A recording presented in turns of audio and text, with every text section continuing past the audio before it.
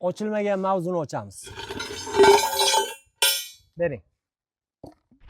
Kanalizatsiya tizimingizga mana shu narsani sizni qo'yishga majbur qiladigan 3 ta sabab. Birinchisi, bu narsani qo'ysangiz, sentralniy kanalizatsiyadan kirayotgan hidni kamida 50% ni ushlab qoladi.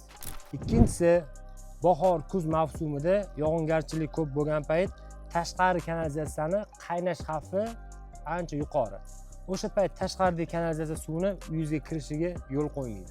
Uchinchisi, eng asosiysi, qish kunida sizni kanalizatsiya liniyingiz kalamush, kemiruvchilarning uyi bo'lib qolmaydi. Chunki kanalizatsiya liniyada har xil kemiruvchilar yuradi. Qish kuni bu ularning asosiy ozuqa manbai, ana o'sha payt sizni xonadoningizga o'shalik kirmaydi.